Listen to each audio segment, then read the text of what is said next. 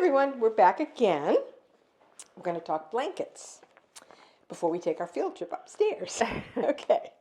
So before there were blankets, many years ago, basically people would sleep on straw mats, those woven straw mats that the rushes were quite plentiful that they could use. And they would just cover themselves with anything to keep warm, maybe an animal skin, or it was all about keeping warm, but they didn't have blankets per se. Now, in England, there were they raised sheep, basically for milk and wool. 1339, believe it or not, a man named Thomas Blanket was granted permission to set up a loom on which to make a well-raised surface fabric to use as a bed covering. 1339. So some of these, I don't want to call them crafts, but the weaving and the sewing, and obviously the Orientals go way back. Way back. Way back to the 15, way back. But anyway, so he got a patent to make this, maybe like Jacquard made his, probably got a patent to make his little thing for the looms, and out came the fancy coverlets. Now, by the end of the Queen Elizabeth's reign, wool blanket became a big industry in England. Okay. Here's the blanket timeline, which I found really quite interesting because I'm like, what am I going to find out about blankets? Right. I mean, I know there's a lot on coverlets. I know there's a lot on quilting, but blankets? Yeah. The history of blankets in America is largely tied to the fur trade. It says early blankets being primarily traded by European countries like the Hudson Bay Company to the Native Americans. Hudson Bay Company moved into North America to trade, but the blankets were made in woolen mills in England. So I think they just imported them. Right. Probably, I think, to Canada. Sure. And then there was that trading going on. Yeah. And we know that the Navajos are very well known for their blanket making and rug making as well. Right. I mean, when you see those things come up on Antique Roadshow, they go for so much money. So again, the weaving goes way back. This practice led to the development of intricate weaving traditions among tribes like the Navajo. Now, during the colonial period, which is 1600 to like 1750, 60, that's what we call the colonial, blankets were most often homespun at home, again, from wool, from, the animals, the farm animals. They were cotton, linen, wool combination, and a lot of them were seamed because they had that size loom in their home. Okay. So I think the ones that I have are mostly seamed, so we will talk about that. So late 17th to early 18th century, the Hudson Bay Company emerges as a major player in the fur trade, introducing the point blanket. This was so interesting. The point blanket it's a wool blanket. It has little lines. Okay, so say this is the corner of the blanket, just say. Okay. A lot of them were like a plain white wool. They had lines on the corner. Huh. They might have one, they might have two, whatever. Yeah. So those lines determined the size of the blanket, and that contributed to how much it would have been worth. Sure. And the reason they put them on the corners, you didn't have to open the whole blanket. How smart is that? That's really smart. They should still do that. So, the Hudson Bay blanket, if anybody bought it at Laney's, had one of those stripes on it. Oh. And it was about that long. Wow. So that must have had to do with something about the weight and the size of it. So what was the size of that blanket? I don't know, but they corresponded to whatever sizes. And people knew when they looked at it what size that was and how much value it had as far as the trade business. Fascinating. And you didn't even have to talk about it. There it was. Right out for you. So I thought that was so interesting, and the fact that it was on the corner. Yeah. So instead of, there it is. So I thought that was really interesting. Brilliant. In the 19th century, so this was the late 17th to the early 18th when the Hudson Bay Point Company came and they all started to trade. The 19th century, the Navajo were weaving, and they were even before that, but one of the things they wove were the chief blankets. And those were actually wider than longer, very intricately bright colors, not necessary for the chief, but for someone of importance. Right. And you will notice in a lot of early photographs, you will see a chief with that blanket wrapped around. I mean, it's just amazing. I never really thought of blanket history that way. Yeah. And these blankets were prized for their quality and their design mostly. And so therefore they only went to special individuals. Later in the 19th century, mills began producing commercially available blankets. So now they became available to the common man. Pendleton still makes blankets. You know, Hudson Bay Company still makes blankets. Yes. And there was a company in Michigan called Fairbault, Fairbault, Minnesota, 1865, still in existence today. Wow. And 20th century, as technology became more available, now you can get all kinds of blankets with all different intricate designs. Right. All started by Mr. Blanket. Mr. Blanket in 1339. Wow. Isn't that crazy? That is a cool story. So I don't have quite as many blankets, but I do have a few. So we'll start with this one. Again, I go, is this a coverlet? But I decided, yes, this is a blanket. Mm-hmm. Okay, so we have our typical sewn down the middle, which means it was hand loomed with one of those looms in the home. Wow. Navy and white, very simple. I would say this is an overshot type of pattern, you know, because it's geometric. Although I don't think they called them overshot. Again, it's not double woven. Right. And then it does have a little bit of a fancy border with the fringe as part of the design. Beautiful. Indigo and cream. Wow. Can't beat that for those colonial colors. No, you can't. So these all have actually seams in the middle. So this one is another indigo and blue one. Indigo and cream. Indigo, duh. Indigo and cream. So you see the seam? Yep, I do. See? I do. Yeah. And it probably has a few little repairs on it. You know, you'll see some holes. Well, you definitely have mice through the years or moths. Or who knows, because they are wool. So, right. Again, they're not double woven. And that was one of the things I did about being double woven, because I wasn't sure, but now I know what that means exactly. Right. Like, you know, not as heavy as the coverlets. Correct. Yeah. But certainly better than a straw. Nice. Better straw. Better than or straw. Or a bed of leaves thrown over you or something. Oh, that would be terrible. Of course, the people that had more money or I'm sure they had animal skins, you know. That's true. You know, they probably had that. All right, and this one is red, white, and cream. Again, another seamed blanket. Yeah. And these are great. I have some of these in the rooms that are just draped at the foot of the bed. Yeah. I mean, you can use them. Sure. I mean, they're a little fragile, so I probably don't. You don't want to have to wash them. No. Right. You know, how pretty are they? Yeah, isn't that pretty? That classic, you know. Yeah, plaid. classic plaid. Just red, white, and blue. Yeah. Here we go again. Yep. Put it out for the so Americana. Americana. Yep.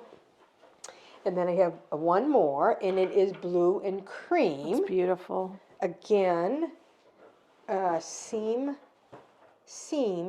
but this one's marked. Yeah, I see that. It has a repair. Yeah. So I don't know, I'm assuming was that their initials? They said sometimes they mark them as an inventory piece. You know, could this be, I don't know. That looks like a Roman numeral. Yeah. But So I don't know if it's a year or not, but they did mark them for ownership, or maybe it was one of so many. Right. Or, was it two of, I don't know, does C stand for 100? I don't, well, hello, 3. I don't know. I don't know.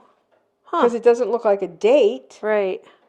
But, just simple. Very nice. Seemed. Very nice. Beautiful. All right. Beautiful. So that's all I have about blankets. Okay. But, let's see. We shall go upstairs. We shall go upstairs. We're going on a little field trip. Okay. Let's So do we'll that. basically talk about Oriental rugs. Okay. And some of the coverlets. Maybe some of the hooked rugs too. Okay. Field trip. Okay. Okay. We are upstairs, and we've talked about all the different kinds of rugs. So I just wanted to tell you a little bit more about some of the other rugs. So we're going to look at this one here. And you can tell by looking at this one is a prayer rug. Yeah, it's pointing to Mecca. It's pointing to Mecca. And see how it's really not the same? Yeah. So it's this or that points. Well, I'm thinking it's the middle one. Yeah, definitely. So this is a Baluch prayer rug made in Pakistan by the Baluch tribes. And it's definitely a prayer rug. So here we are in an early American home with a Baluch prayer rug. Who knew? Who knew? So it says prayer rugs often feature a shape known, here's the word, a mihrab. So it's mihrab, pronounced mihrab, which indicates direction of prayer towards Mecca. Okay. All right. So the next one is not a prayer rug. This one is a hand-knotted Persian rug. Huh. And they're kind of known for their reds and their blues. Okay. It's beautiful. Yep, not a prayer rug. It's an even design. Right. Beautiful. Okay, let's see where and the other one is back over at the top of the stairs. Not a prayer rug. And this one is an antique Persian. It's made in northwest Persia, and it's called Krija. So interesting. So again, it's reds and blues. I'm assuming this was probably red. Yeah. At one point. So do you think that people started putting these on the floors eventually when they had the nice floors and the nicer houses with the wood floors? Yes. And maybe when they became more affordable, because they weren't putting them on the floors when they were too much money. Okay. Or if people couldn't afford them, they would not put them on the floor. But then trade started happening more and people were taking them in on the ships. I guess. I'm not sure, the transition. I'm sure there were always people that probably didn't have them. Yeah. It was really the wealthier people that right. And if the people that weren't as wealthy could afford one, it would be for a table mat. Right. So your home is more, I think of your home as more of a representation of what the more wealthy would have had. Right. Early on. That is kind of like my time period. Right. Like say from 1750, 1820. Not like the richest of the rich, right, but doing okay. Right. That's what I'm trying to portray here. Right. And that's where I feel the middle class. Yeah. Yeah. Same as now. Same as I am now. Same as I am. So come on in here. This big one is a prayer rug. Wow. And here is and isn't that, it's there. That's what points you, so that that's the points point? You to Mecca, yes. See, if I was praying on a prayer rug like this, I would probably point the wrong direction and get in trouble. Well, I didn't know, but apparently when they rolled their rugs out or they were out to pray, they pointed towards Mecca. I don't know what direction that would have been. They would have. But they would know that, yes. So this one, let's see. Okay, it just an Afghan prayer rug. Beautiful. but I didn't really know that I had prayer rugs. Yeah. You know? Yeah. All right, let's see. Oh, Master Hall. Let's go to the Master Hall. Okay. That's where I had to like code these and Master where Hall. they- That sounds so where they are. So, Yeah. okay, it says this one is likely Persian. Saraband Huh. rug. Again, it didn't, just said it looks like that type of a rug, Persian. But Right. most of my rugs seem to be Persian for some particular reason. And they're all red and blue. Yeah, they are. And the next one is also a hand-knitted Persian or Afghan. Okay. Geometric patterns and particularly the use of reds and blues are typical. Now, in how did you Afghan. find all of these kind of rugs? Well, I probably bought maybe my first one from my friend Judy, and then got an appreciation for them, and then here and there and everywhere. You just saw them. Yeah. Yeah. And they're pretty readily affordable. Yeah. These were probably pricier then than they are now. Okay. Yeah. know. Interesting. But it's the mellow colors, I think, Right. that I like. Yeah. Again, it was probably darker red Yep. and the sun and the wear Faded that it. kind of mellows them out. Right. Very nice. But I do love them. I do love them. This one is just a fairly contemporary Okay. Oriental style. Uh-huh. I think it was Wes's mother. Okay. So again, this could have just been machine made. Sure. You can tell by the back. Well, I think it was machine made. Like this one, you can tell. You can see that it's not machine made. So there is a difference. Yeah. When you let's flip this one over. Now that we're doing that, see how finely. Yeah. I mean, and you can look at it you can tell just looking at it. Sure. So the finer it's woven, Right. the finer the design is. Right. So even though this is hand woven, see how big it is? Yeah. So the design isn't quite as tight. Right. You know what I'm saying? Right. Right. But it's a heavy rug. Yes, it is. It's really a heavy rug. Yes. So Wow. did I get all I did get all the Orientals. Okay. So let's see. I just want to show you another hooked rug. As Ian's looking at the cover lens, I know. which we're going to do. This is just another hooked rug. Again, it's patchwork. Okay. Again, we find that in a lot Right. of other different things. And individual, it's hooked. Yeah. It could have been a kit. It just could have been someone who wanted to just do their own thing. Right. This is another coverlet. Yeah. It is a jacquard. You can see where it's pieced. Yep. Now this just says MR 1837. Okay. So I've got it. So is MR the person? I'm guessing. Yeah. Cool. And I thought, when I bought this, I wasn't sure if it was old, but I think it is. I think so. I think it's, yeah. I mean, it's obviously the only thing would be is if someone had one woven, but you wouldn't have the center. Probably not. But people have had them woven for them, had their names put in the block. Okay. But I don't know that they would have seamed it, because it probably would have been one piece. Yeah. Interesting. But I don't know. Interesting. Here's a piece of a rug that I'm using as a Turkish mat. Now, this is definitely a piece. You can see where it's just cut. Right. So maybe I'm always trying to make my home more authentic. So I've been doing this thing the last month. If it's not to the period, I'm taking it out. Okay. It's quite drastic. Yeah. Oh. I'm like, no, this doesn't, I'm really honing my time period. Yeah.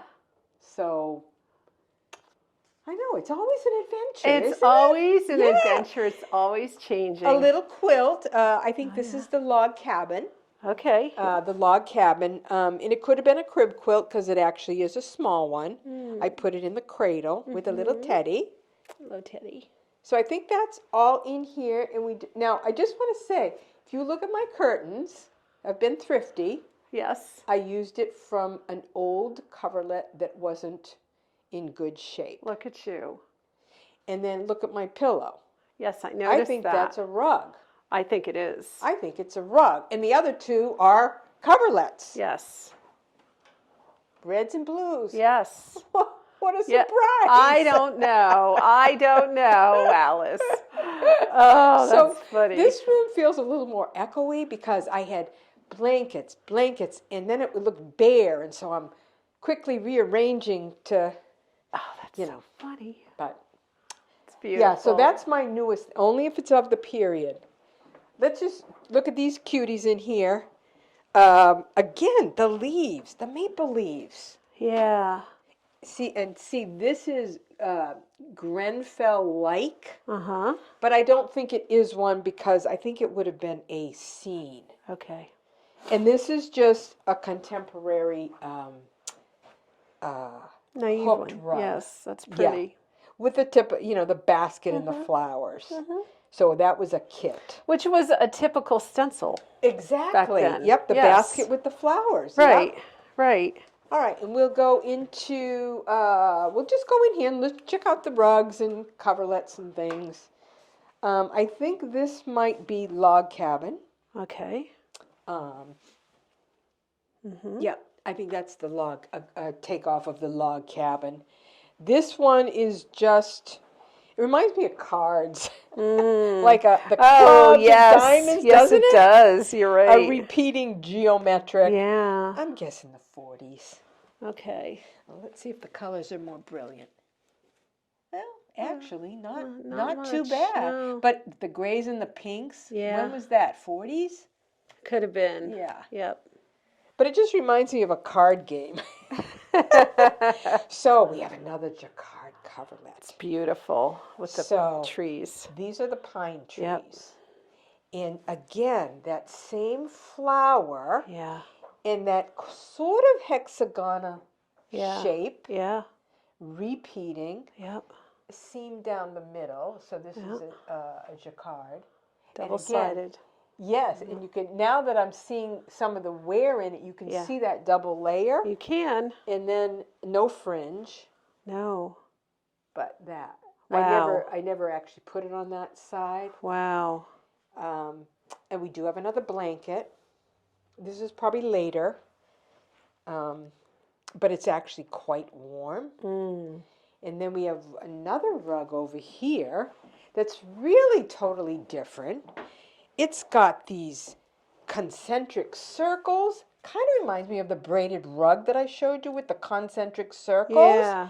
But in the middle, it's got like a butterfly Wow. thing. Yep. And then, so I think maybe they just, I don't know that it was a pattern. It's hard to know. I mean, you can't see anything because it's all filled in as it should be. But look at how brilliant it is. Boy, that took a lot of work. I know. Ugh. And the thing is, when you look at all these colors, none of them really go. No, so then they all I know go. it. I know it. Yeah, you've got It's a a very patchwork. colorful house. You have a very colorful house. It's a patchwork house. And if you look on the lampshades, again, we have the coverlet idea. Yes. Yes. So one more room to go. Here we go. One more. Okay. This is a contemporary rug, but again, you kind of look. You got Yeah. they're flower like, but let me see if this is called anything. Let's see if I can. Hook rugs. Oh, let's see. Okay, this is called a domino or double coin or snowball or double wedding ring, I guess. Often seen in both quilting and rug making. And it It's is a more double. It is a contemporary. double wedding ring, Yeah. but it throws you off because of all the colors. Yeah, it's more contemporary. Yeah. Yeah. So I bought this, believe it or not, from Jackie Locke when she had her store, and so it's contemporary. Yeah. But I love it. Yeah. Interesting. Yeah, It's beautiful. it is. Isn't it gorgeous? Yeah, it is. So beautiful. And It is. I don't know if any one of these. Well, I guess if you look at the pattern, some of them are the same, but no, you know what? I don't think there's one that's the same as another. No, I don't think so. It's just, and there's a lot of fun. a lot of movement. Yeah, that's a fun piece of A lot art. of movement. That's fun. This is just again a contemporary, probably a kit. Yep. Flowers in the vase. Yeah. Very, spanning it quilts, comforters, the same, basket Stencils. with it's Wall and a lot of stencils. the wall stencils Wall as well. stencils. Yep. Yep. Wow. Overshot. This is an overshot. Oh, this is an overshot. This is an overshot. Okay. It's got sort of beige, navy, geometric designs. Yep.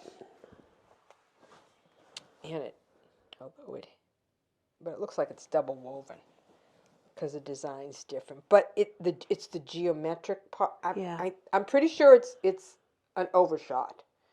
When I Googled pictures of overshot, these came up. Okay. So that's what we're going with. Wow. And then I think this as well, this little piece. Now this is seamed down the middle too. And this piece also I think is overshot. Huh. And Not colors that I've seen in any of the other ones. no, it's mustard, green, and cream. Yeah. My colors. Those are my colors. All colors go together. And then the very last rug we have, again, it's a block? Is it a takeoff of the log cabin? Right. Again, was it just someone's design? Yeah. But very interesting with all the different colors. Yeah. And then on top of that, we have the crewel curtains. So, Oh, yes, if you think you can't mix anything together, you can. Alice You is proof. can. You can mix it all together. Well, they would have. They would have. They would have. It's very authentic.